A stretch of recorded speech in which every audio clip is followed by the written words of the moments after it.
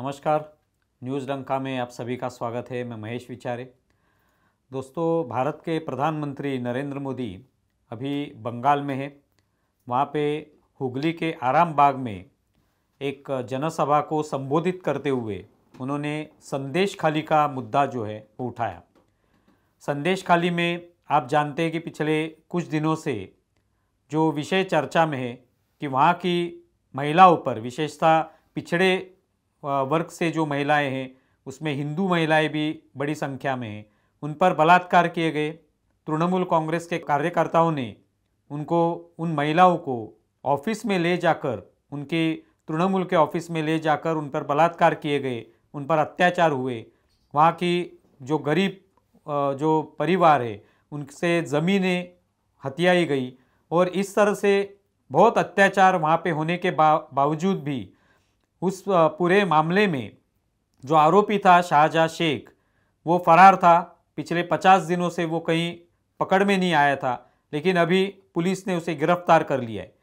ये पूरा मामला जो है, ये इतनी चर्चा इसकी पूरे देश भर में हुई, लेकिन उसके बारे में ना ममता बनर्जी को कोई दुख हो रहा था, ना ही उनके कहीं पे उनकी स्टेटमेंट में कहीं पे भी कोई वेदना नहीं दिखाई दे रही थी। इंडी आघाड़ी जो है उसके भी जो पार्टियां हैं उसमें शामिल, उन्होंने भी कहीं पे संदेश खाली के मुद्दे पर कोई वक्तव्य नहीं किया।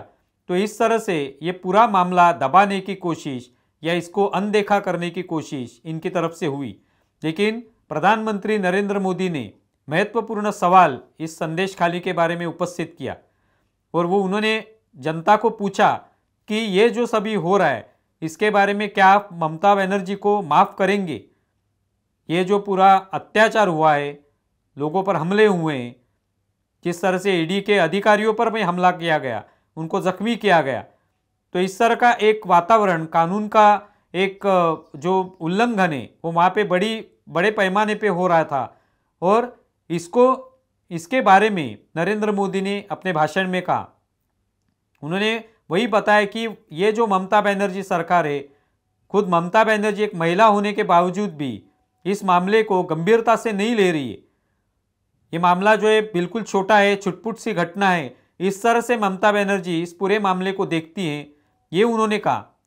और एक तरह से आगे आने वाले चुनाव में आप लोग क्या करेंगे, लोगों से ये सवाल पूछा है कि इसके बारे में आपने जवाब देना चाहिए। आपको ये जो अन्याय हुआ है आप पर, इसका बदला लेना चाहिए और इसके लिए चोट के बदले चोट नहीं देना है। तो जिन्होंने आपको चोट पहुंचाई है उनको वोट नहीं देना है, ये ध्यान में रखिए। ये नरेंद्र मोदी ने संदेश इसमें से दिया है। उन्होंने ये भी कहा कि हमारी तो नीति है कि जो लूटेंगे गरीबों को, तो उनसे ये सब लूट जो है वो वापस ली जाएगी, उनको वो लौटानी पड़ेगी। और कोई भी कितनी भी गालियां दे, कितनी भी डराने की कोशिश मुझे करे, लेकिन मैं डरने वाला नहीं हूं। जो लूटने वाले हैं, जो गरीबों को लूटेंगे, उनको लौटाना पड़ेगा। एक महत्वपूर्ण संदेश नरेंद्र मोदी ने दिया है। और ये क्यों संदेश दिया है, तो अभी ये जो पिछले कुछ महीनों से ये सब घटनाएं संदेश खाली में हो रही हैं, जिसमें शाहजहां शेख प्रमुख आरोपी था, जो भी ईडी की जो कार्रवाई हुई उसके ऊपर, तभी ईडी के अधिकारियों पर लगभग 200 लोगों ने हमला किया, उनको जख्मी किया, तभी से वो फरार था। लेकिन ममता बनर्जी की सरकार को वो कहीं मिल नहीं पा रहा था। पुलिस उसको ढूंढ रही थी, शायद वो ये सब नाटक किया जा रहा था, वो कहीं पे छुपा था तो वो बंगाल में ही छुपा था, लेकिन वो कहीं पे पकड़ा नहीं जा रहा था। दबाव बना हुआ था, लोग भी आक्रोश कर रहे थे, आंदोलन कर रहे थे, लेकिन कहीं पे वो बाहर नहीं आ रहा था। और बाद में शायद ममता बनर्जी सरकार को ये पता चला कि आने वाले चुनाव में इसका असर पड़ सकता है, इसका खामियाजा हमें भुगतना पड़ सकता है।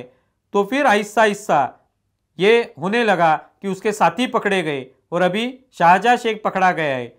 उसको 10 दिन के लिए पुलिस कस्टडी में रखा गया है, उसकी जांच होगी, उसकी तफ्तीश की जाएगी और ये पूरे मामले का सच जो है वो आने वाले समय में बाहर आएगा। लेकिन ये बिल्कुल सही मुद्दा प्रधानमंत्री ने पकड़ा है कि अभी ये पूरे मामले के वजह से क्या ममता बनर्जी की सरकार पर लोगों का विश्वास है? अगर आपको लगता है कि ममता बनर्जी की सरकार ये अन्याय कर रही है गरीबों के ऊपर, तो क्या आप उसका जवाब देंगे वोट के माध्यम से? तो ये नरेंद्र मोदी ने सवाल पूछा है और ये बिल्कुल ही आने वाले चुनाव के लिए बहुत महत्वपूर्ण मुद्दा बन सकता है और इसका निश्चित तौर पे खामियाजा ममता बनर्जी की सरकार को भुगतना पड़ सकता है। आप इसके बारे में क्या सोचते हैं ज़रूर बताएं। हमारा ये वीडियो ज़्यादा से ज़्यादा शेयर करें और हमारा यूट्यूब चैनल सब्सक्राइब करें। धन्यवाद।